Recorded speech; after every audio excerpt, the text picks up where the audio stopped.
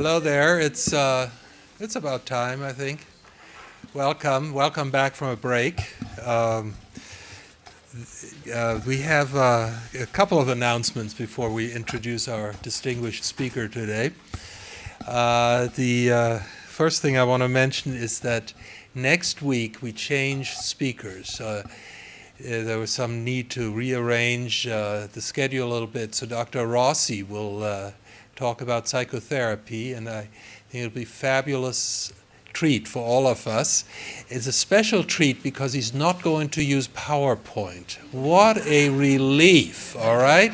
So special kudos to him. Unfortunately, John, I will be out of town. I will miss it, but I look forward to viewing the recording. Do a private presentation. Oh, that would be even more appreciated, yes.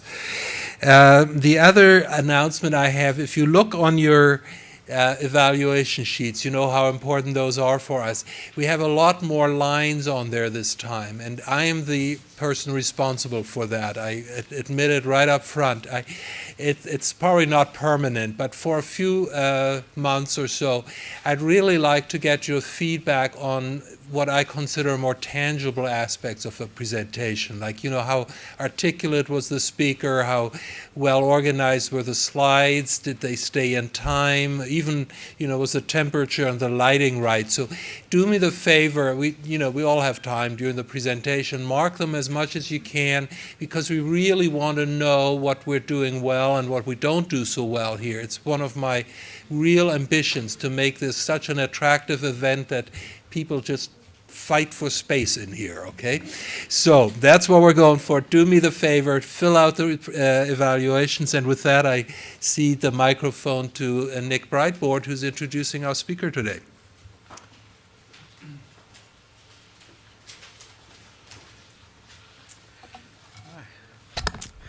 Good afternoon, everyone.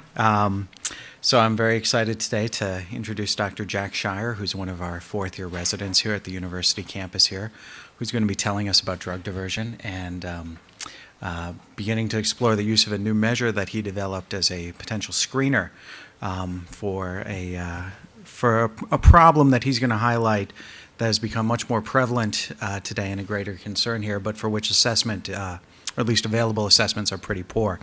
So a little bit about Jack. I got a copy of his CV before the talk, but I've decided that is not the important things to say about Jack here. So Jack, as many of you know, is a new father as of 5 months ago.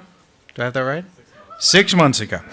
And it says a lot during fourth year of residency that he's been able to manage with all of his duties while at the same time caring for a new baby with his wife, who's also one of our child fellows here, so I'm sure the duties were split. I can't give you all the credit. But on top of that, really took on a very ambitious and fruitful research project here. And to give you an idea of the challenges that Jack has faced during this year with time management around having a new baby, I did a little non-scientific Googling around time management for new parents here. So during these, well, I was going on 5 months here, so these are low estimates here. So during the time while Jack has been managing all of his clinical duties excessively well and taking on this great research project, he's also spent a little under 500 hours in childcare duties here, which, assuming you're getting 8 hours of sleep a night, which I know you're not, works out to about 1/6 or 1/5 of all his waking hours are now devoted to his child. This includes about 1 day and a third of solid diaper changing, if you added it all together there. And that's really assuming you can do a diaper change in a minute. When I had my first child, a minute was, I could never be that fast. And it's also taking account that diaper duties, I'm sure, are split here between the two of you here. So don't feel I'm leaving you out here, your time as well. And about 1 1/3 day of lost sleep time, just completely due to the various wonderful things that come along with having a newborn baby here. All of this, Jack managed very well. The greatest, or maybe the only negative side effect was the day that he showed up to our research seminar with his shirt on backwards and inside out due to lack of sleep. It was, but despite maybe a few fashion faux pas along the way, I can't say enough about the quality of the presentation and the development of a very promising scale that you're going to get to all learn about today. So with that being said, I'll turn it over to Dr. Shire.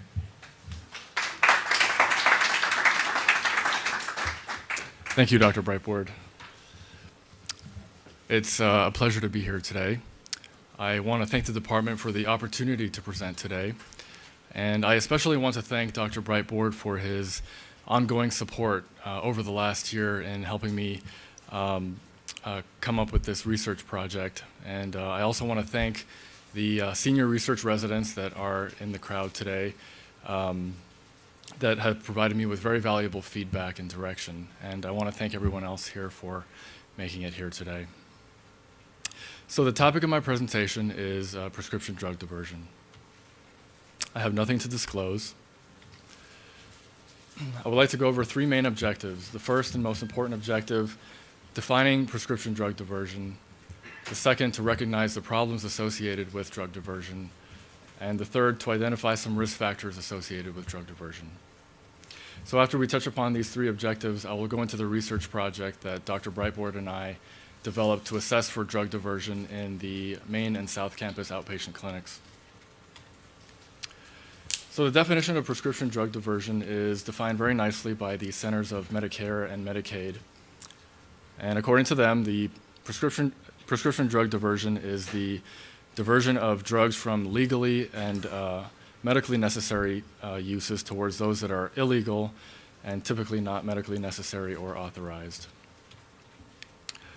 So aspects of drug diversion, well, drugs can be sold, they can be traded, they can be given away.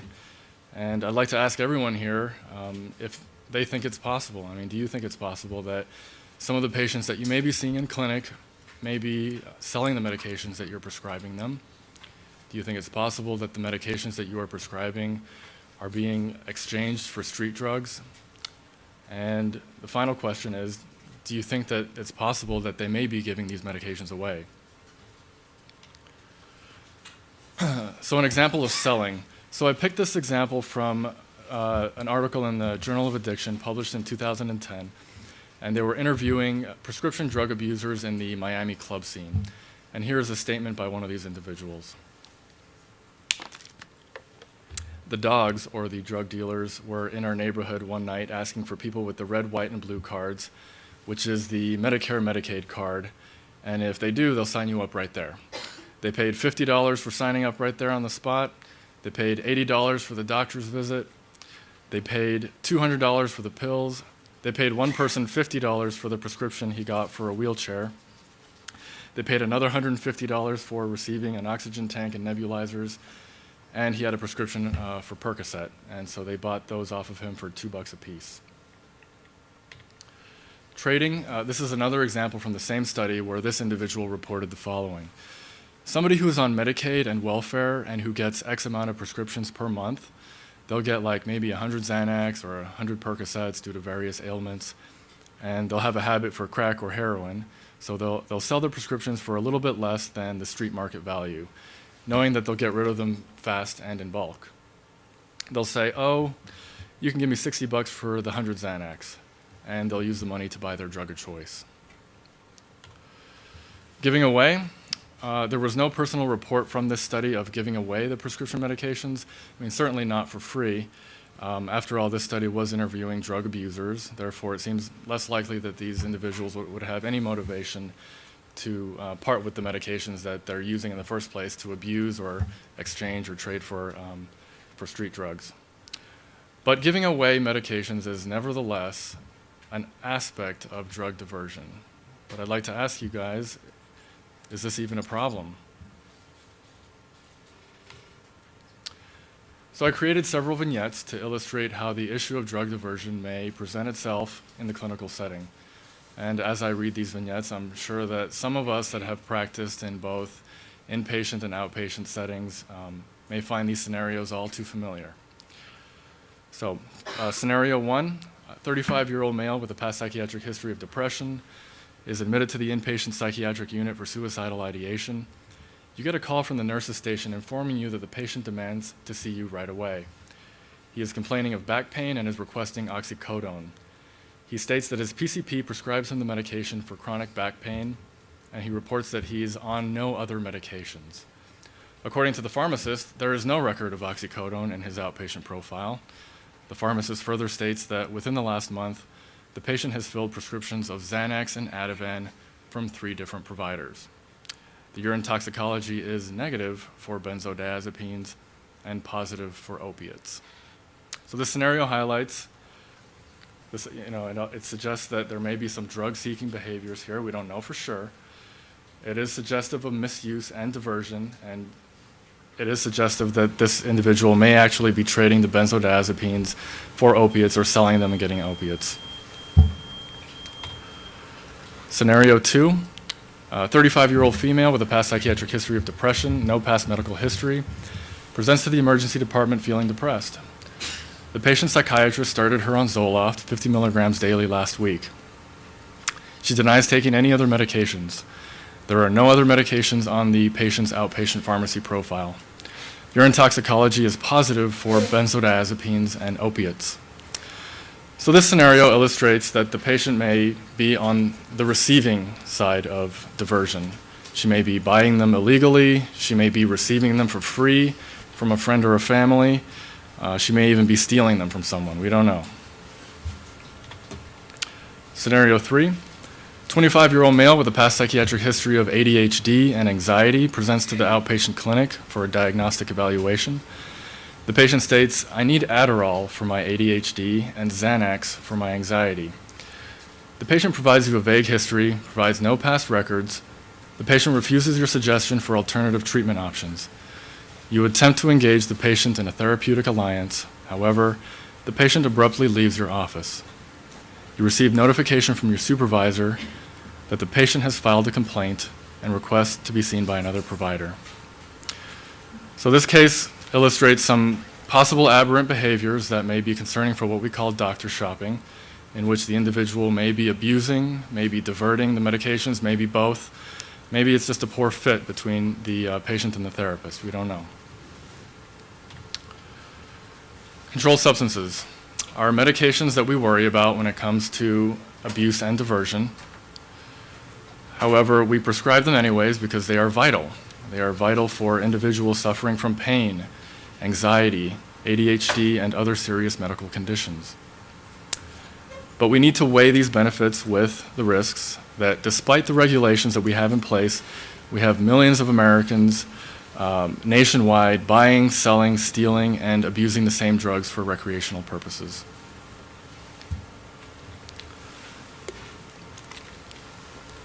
With regards to prescribing the controlled substances, the DEA highlights the physician responsibilities, and according to them, we have a duty to prescribe appropriately, ensuring the use for legitimate medical purposes, and to guard against abuse, dependence, overdose, and associated use with controlled substances.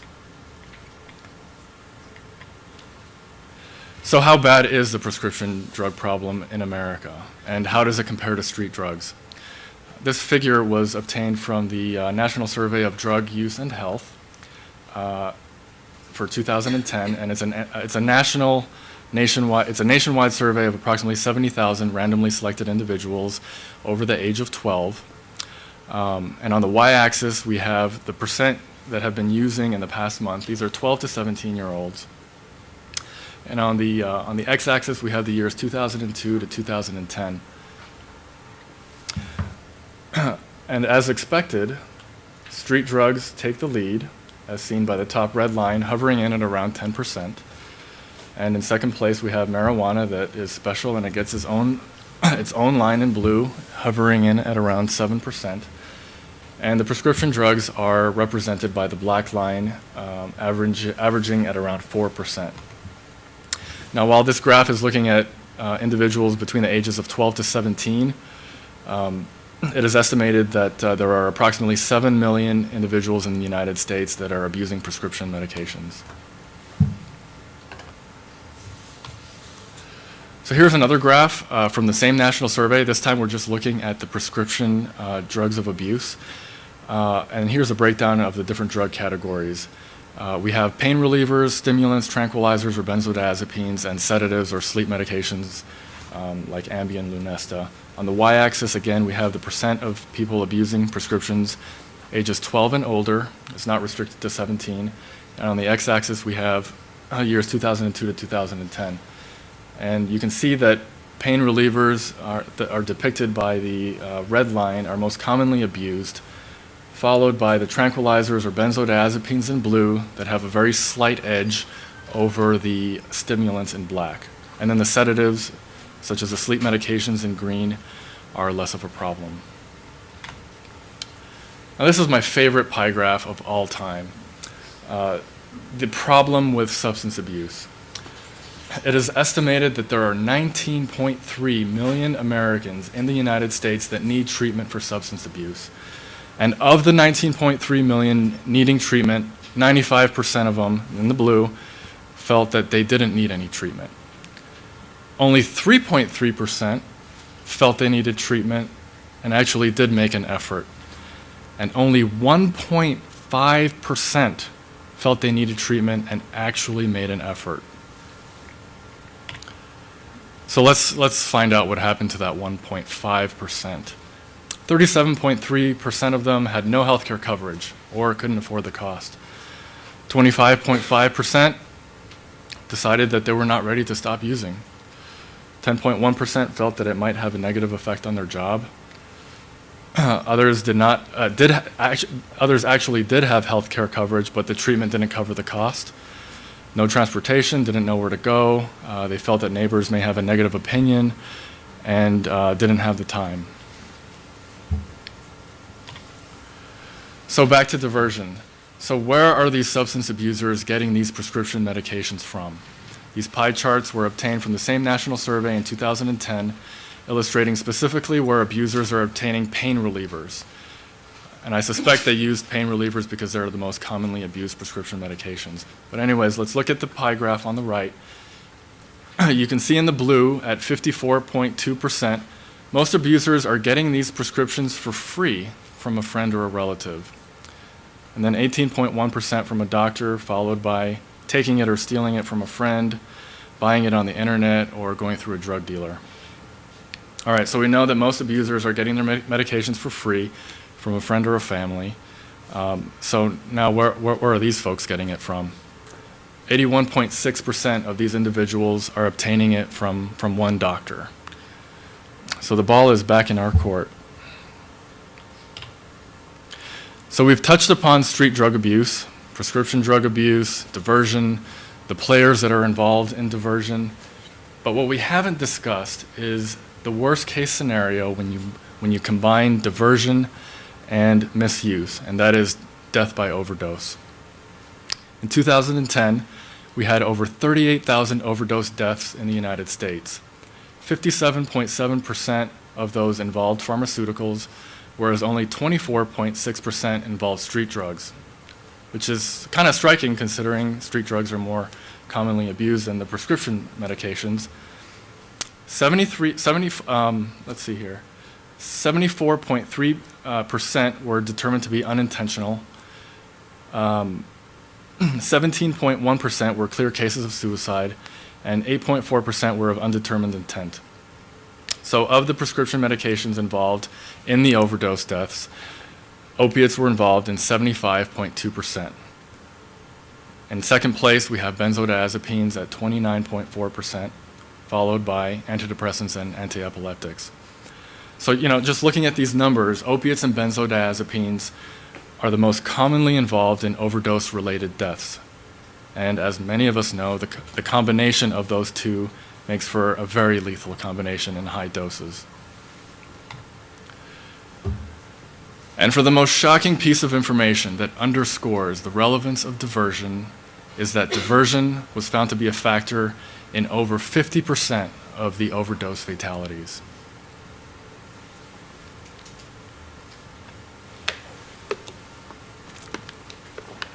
This is a map of the United States representing drug overdose rates by states. The darker colors represent higher rates of overdose-related deaths. So you can see that the Northeast has problems, the Southwest has problems, and it looks like New Mexico has the worst problem for some reason. Some risk factors for overdose: individuals who obtain multiple controlled substances from multiple providers, individuals who take highly daily dosages of prescription painkillers and those that are misusing other controlled substances, and low-income individuals and those living in rural areas. Individuals with mental illness and those with a history of substance abuse. The best studies that we have on diversion right now are the ones that are looking at ADHD medications. And there's a lot of press media with regards to misuse and abuse, diversion in school-age children and high schoolers, college students.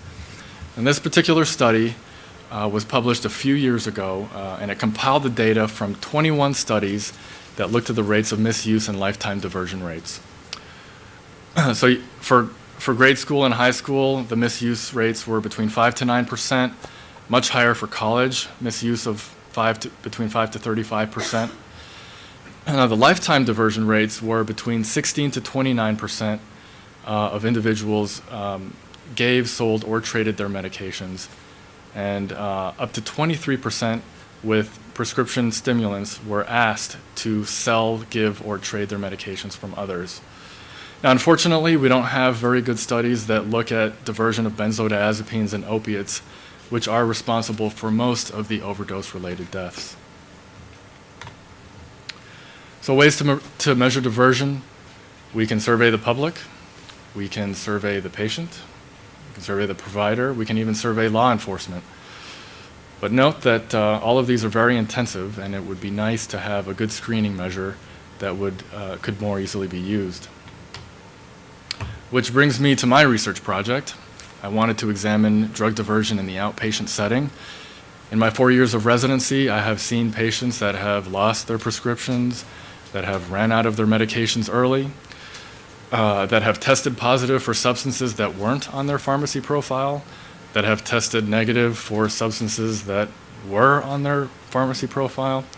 So I find myself spending more time on the phone with the pharmacist, setting boundaries, feeling skeptical, maybe even lied to, while giving the patient the benefit of the doubt and trying to keep vigilant for some of these aberrant patterns. But I can imagine that most of us have felt this way at some point or another when prescribing controlled substances. So the goal of my study was to examine drug diversion at the main and south campuses. And we wanted to investigate the quality of a new measure of drug diversion, and we came up with a screening tool that we called the JSQ. Other reasons for doing the study: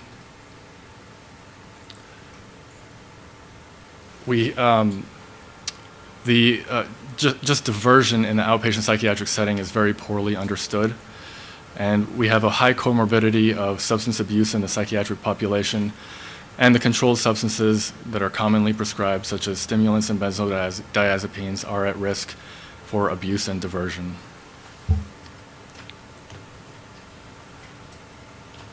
So methods: we used a cross-sectional design, anonymous voluntary survey, 36 questions. We had 84 participants from the UMC main campus and the outpatient clinic.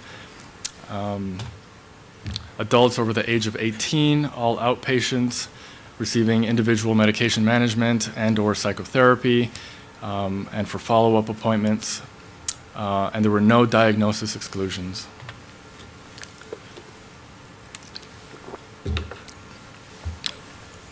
We used 4 validated questionnaires in our survey. The first was the Drug Attitude Scale by Campbell and Chang, and it includes 9 drug and alcohol attitude-related questions, and this scale has been used in substance abuse treatment programs to assess for compliance and individuals' likelihood to stay in treatment. So some examples of questions in that survey include: if you are a stable person, it is safe to abuse illegal drugs or alcohol. The dangers associated with the use of drugs and alcohol are exaggerated. They can agree or disagree. And success in quitting the use of drugs and alcohol is based on luck. So those were just a few of the questions on the survey. We also used the Alcohol Use Disorders Identification Test, the audit, which by the World Health Organization. It is a very popular tool. It is a 10-item questionnaire that has a very good capacity for discriminating dependent patients. Sample questions include: how often have you had 5 or more drinks in one occasion? How often during the last year have you failed to do what was normally expected from you? Has a friend, relative, doctor, or other healthcare worker been concerned about your drinking or suggested that you cut down? We use the Drug Abuse Screening Questionnaire, also known as the DAST by Skinner. It's a 10-item questionnaire with a good capacity to detect drug use disorders. Sample questions include, have you ever neglected your family because of drug use? Yes or no? Have you engaged in illegal activities in order to obtain drugs? Yes or no? Have you experienced withdrawal symptoms or felt sick when you stopped taking drugs? The Marlowe-Crown Social Desirability Scale by Marlowe and Crown. This questionnaire assesses whether respondents are answering truthfully or are misrepresenting themselves in order to manage their self-presentation. Now, we added this scale due to the sensitive nature of asking patients whether they have ever diverted their medications. And the ethical challenges that such questions present. So some sample questions include, I like to gossip at times. I'm always willing to admit when I make a mistake. I never resent being asked to return a favor. Now, many of us are willing to acknowledge our flaws and imperfections and report them honestly, but if people are answering these questions flawlessly, to preserve their credibility, it's suggestive that they may not be answering the questionnaire truthfully. The JSQ, this is a scale that we were studying. It's 4 questions that we created that look specifically at how likely individuals would divert their medications given specific circumstances. So patients would rate how likely they are on a scale of 1 to 10, how likely they are to divert their medications given a particular situation. So the first question here is, if I'm having financial difficulties, I would sell or trade my medications. They can rate it on a scale of 1 to 10, how likely they would do that. If a good friend approached me to give away my medications, I would give or share my medications. If a family member approached me to give away my medications, I would give or share my medications. And finally, if a friend or family is experiencing symptoms that I am familiar with, I would give or share my medications.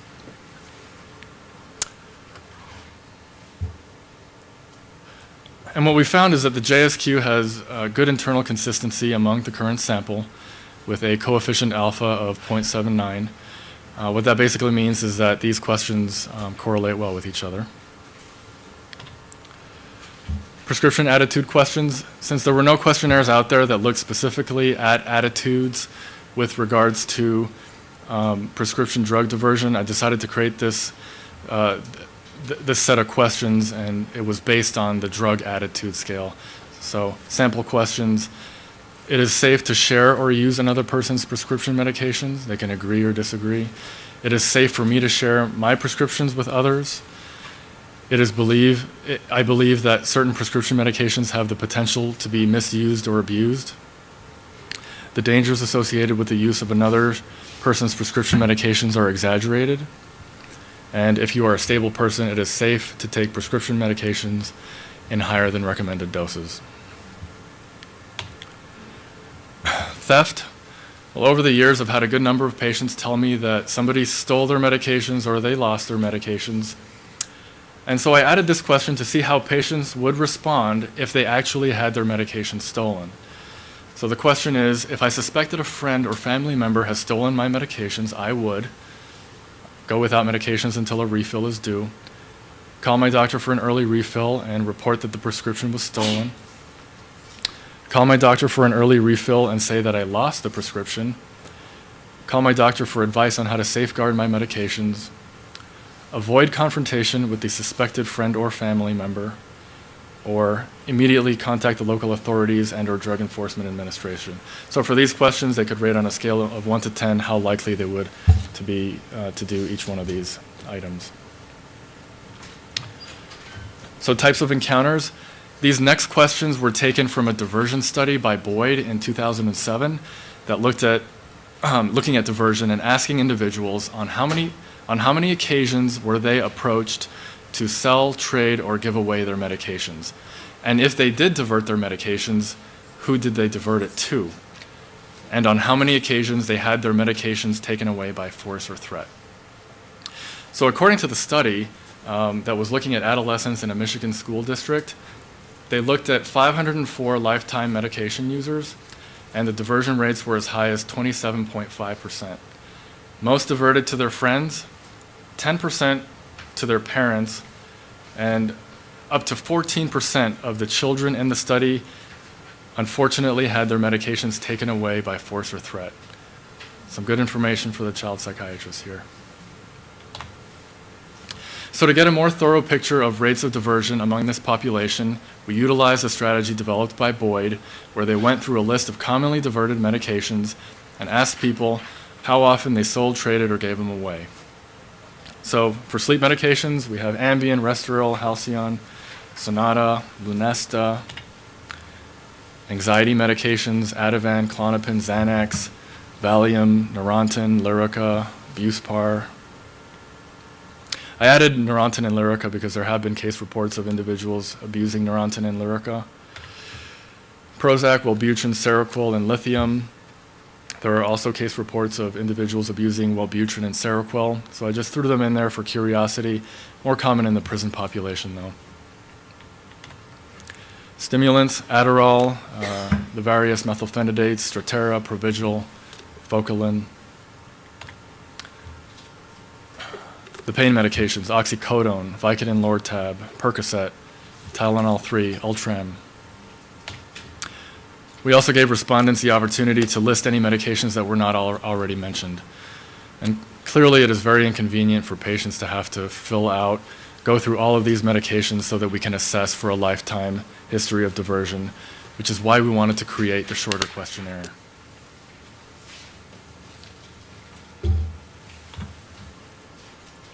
And now for the analysis. We had 84 respondents, 68% of them were female, 32% were male. Around half of the respondents were married. 66.2% were Caucasian, 17.6% were Hispanic, and the remaining ethnicities made up smaller percentages. There was almost an equal breakdown for the 4 different categories that we set for annual household income. So we set it 0 to 29,000, 30 to 49,000, 50 to 99,000, and 100,000 plus. Of all the respondents, 6.7% of them were receiving substance abuse treatment at the clinic. 2.6% were receiving substance abuse support, such as AA or NA. This is the data that we obtained for the number of times that patients were approached by others to sell, trade, or give away their medications. So here we have the mean values here. So less than 1 for selling and trading, and slightly greater than 1 for giving away. So giving away is more common than anybody asking them to sell or trade their meds.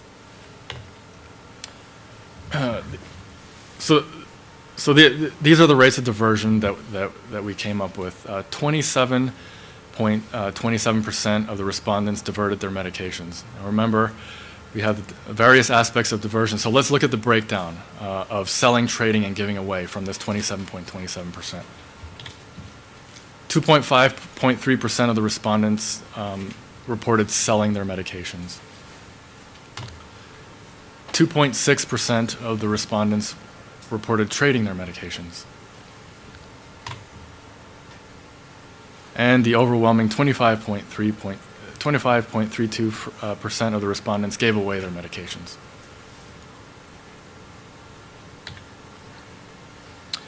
So who were they being diverted to? 17.7% diverted to a family member, and 7.6% diverted to a friend. Most people didn't divert to anybody. So now for the exciting stuff here. So now let's look at which drug classes and individual medications are the ones that are being diverted. All right, so nobody sold their sleep medications. Nobody's selling anxiety medications. And when Xanax has a street value, I would have hoped to see at least one person report that. Nobody's selling their antidepressants or mood stabilizers. A few selling Adderall. Nobody's selling their pain medications. Now let's do trading. Nobody trading the sleep medications. A few trading their anxiety medications, Ativan and Xanax. Nobody trading their antidepressants or mood stabilizers. Some trading Adderall. Some trading their pain medications, Oxycontin, Vicodin, Lortab, Percocet, and Tylenol 3. A few people giving away Ambien. We threw in Halcyon for the heck of it, and surprisingly someone gave it away. Ativan, Klonopin, Xanax, Neurontin, and Lyrica have been given away in greater amounts. Some giving away Prozac and Seroquel, not expecting the Prozac. More people giving away their stimulants, Adderall and methylphenidate. And an overwhelming number giving away their pain medications. Oxycodone, Vicodin, Lortab, Percocet, Tylenol 3, and a few Tramadol.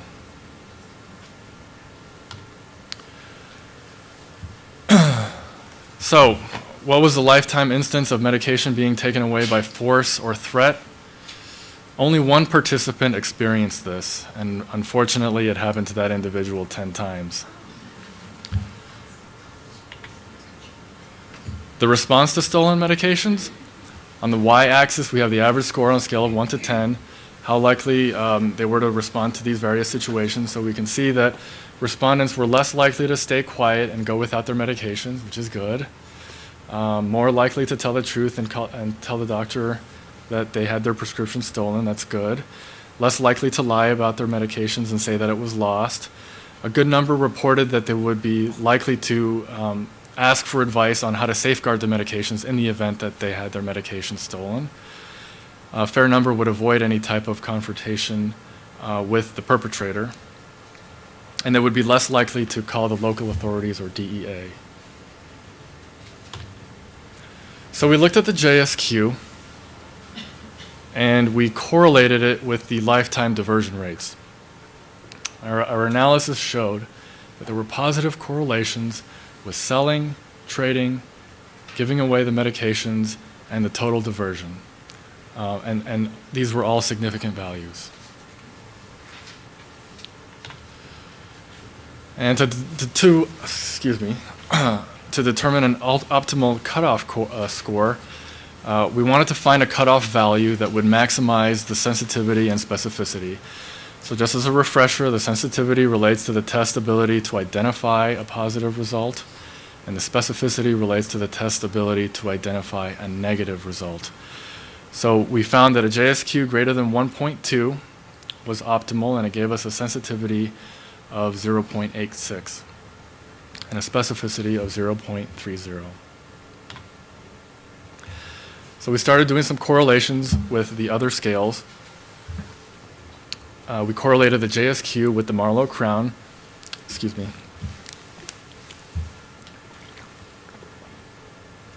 And if you recall, the Marlowe Crown was the questionnaire that was assessing whether individuals were answering the questionnaire truthfully. So there was a negative correlation between the JSQ and the Marlowe Crown. There is no meaningful relationship between these two questionnaires, which suggests that individuals are likely answering this questionnaire truthfully. We correlated the JSQ and the audit. Again, the audit was the alcohol use disorder screen test. There was no meaningful relationship between the scores of the audit and the JSQ, which is not all that big of a deal because the JSQ was asking questions specifically for diversion and not alcohol use, so it's not necessarily a bad thing that there wasn't that association. We also correlated the JSQ with the DIST. The DIST is the screening questionnaire for drug abuse, and there was no meaningful relationship between the scores. We correlated the JSQ and the DAS. The DAS was the drug attitude scales, just looking at what individuals' attitudes were with regards to drugs and alcohol, and we did not find a meaningful relationship between these scores.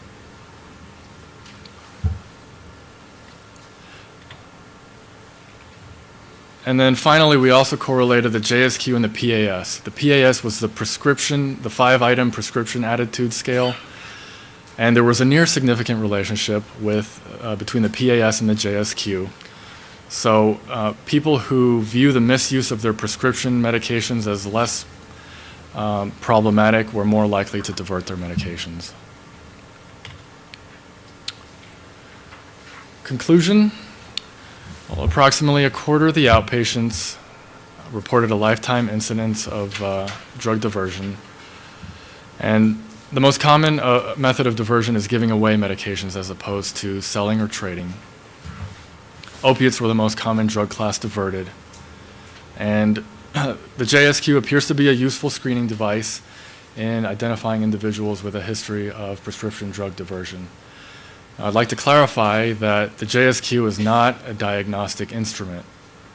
That is, so the most appropriate use is as a screener to determine who would benefit from a more thorough assessment. Limitations, this is a cross-sectional design. It doesn't provide a good basis for predicting the future drug diversion, sort of confined to the academic setting in one city and one state. And there was no association with clinical diagnoses or comorbidities.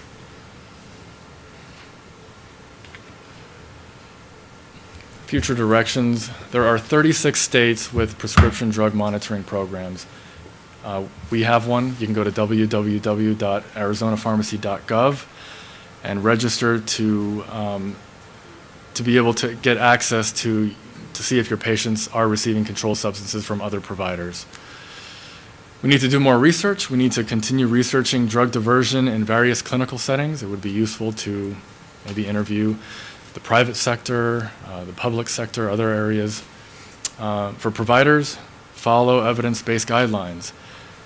Education of healthcare professionals and patients and the risk of diversion when you're giving them controlled substances. Enacting laws that prevent the operation of rogue clinics dispensing controlled substances, and better access to substance abuse treatment. Thank you very much for your attention.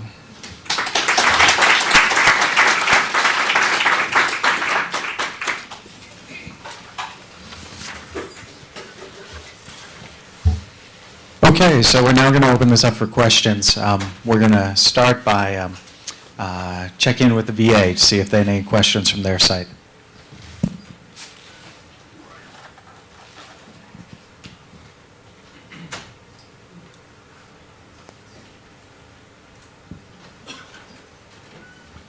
Okay, maybe we'll move over to South Campus now.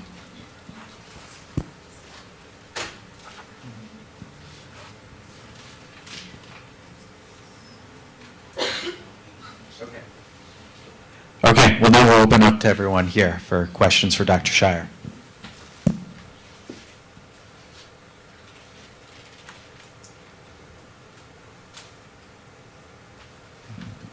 Hi, thanks, Jack. That was really good. I had a question about, you mentioned that a lot of times the patients will report that their medications have been stolen. I know you had a question in your survey about if medications have been taken by force, but did you have a question about how many times their medications had been stolen? We did not ask that question in the survey, but that would have been an excellent addition to the survey. Because that would be interesting if you found out that no one ever had their medication stolen, and then, like 20% of your patients report that their medications have been stolen. Right. So. I think that's an excellent question. Actually, we did have that question about was it taken by force? That's what you were asking, right? But just stolen, like stole your backpack. Oh, okay, okay. That's what you're allowed. And Jack, a nice presentation. Thank you. I have a question. Are there any studies like looking at diversion and number of medications prescribed to one person? Number of medications. Like if they are on multiple medications and there are more chances of medication being diverted to someone else, Most of the diversion studies are... I'm sorry, I'm just making this worse over here.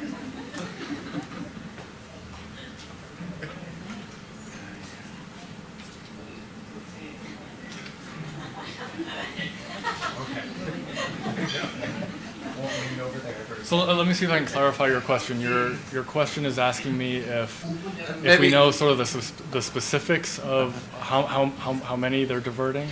Let me give you a background to this. Okay. We have a lot of children, especially in the community clinics.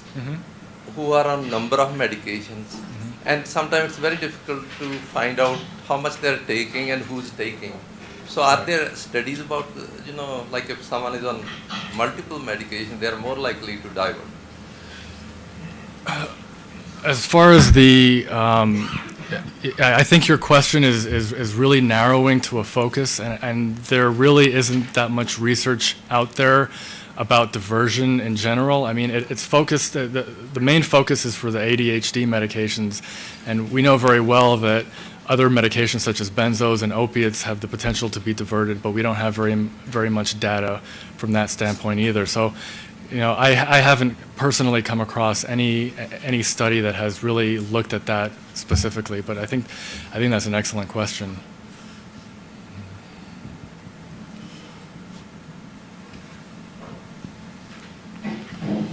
Thanks so much for your presentation.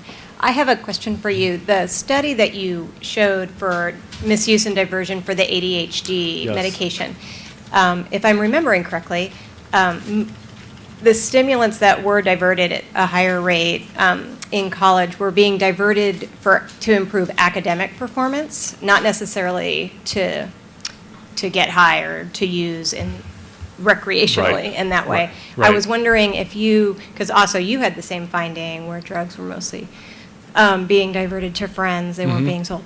And so I'm wondering if you had any information on why they were being diverted in your questionnaire, and if you had any thoughts about that. There have been some recommendations about how to counsel families when prescribing medications that have the potential of being misused Right. or diverted. I think this is a really excellent question. In children, in elementary schools and high schools, we really need to think about why diversion is taking place here. You have these children that are looking to fit in, where they may feel peer pressure to share their medications, give away their medications. I mean, the fact that 14% stated that they had their medications taken away by force or threat really highlights how bullying is also a real potential concern, especially if your child is on any type of stimulant medications. So my best recommendation is when you're sitting with the family to educate them with the risks of diversion, how children may be pressured by other children to share their medications, give away their medications. Also there was a 10% diversion rate to family. So also point out that these medications are not to be shared. They should be kept private, so that they're not subject to diversion or bullying at school. So I think that's an excellent question. Okay.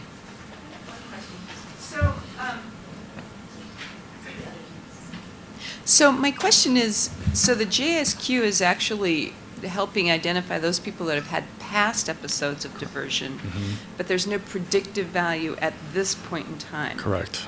What are the plans for refining or further developing this instrument, and Right. do you need testing sites? Because I work in pain management, and I'm telling you, it's higher rates in pain management, peeps. Right. I think that's an excellent question. I'm actually going to be working in a community setting, and I'm going to be working in private practice, so I don't know what my plans are to continue any type of research with this scale, but I would hope that the research would get out there and that some clinics would start using this scale to further validate it and use it as a potential screening tool.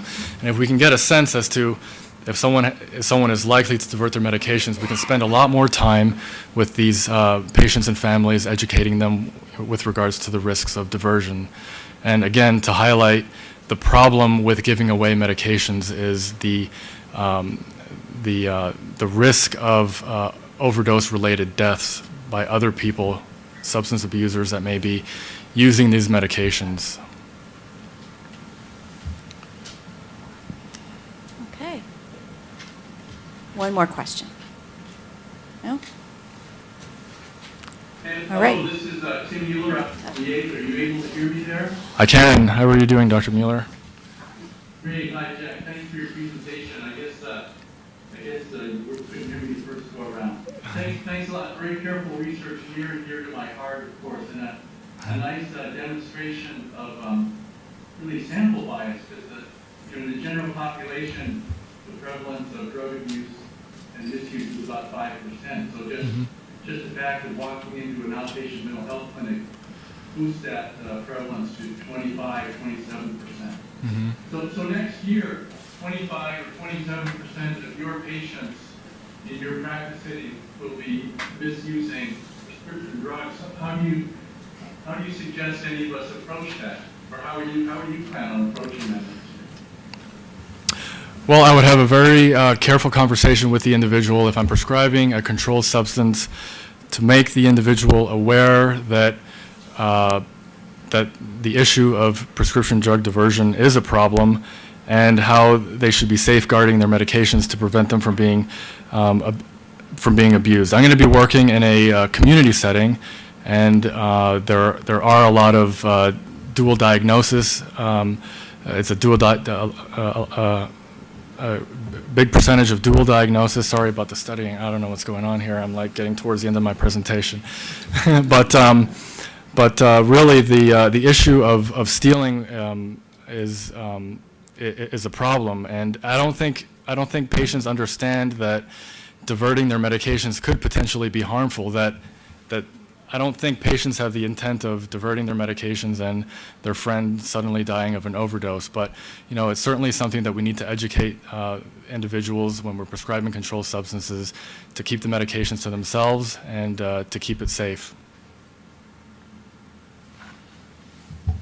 Yeah, very nice. It's a nice example too of professional drug users don't overdose. They're sophisticated with their drug use, and the current epidemic of drug overdose is really the naive drug users, which your research suggests that the giveaways where people are unfamiliar with the dangers of the drugs that they're experimenting. Yeah, thanks for your presentation. Thanks, Dr. Mueller. Okay. Thank you all. Thank you, Dr. Shire. Thank you.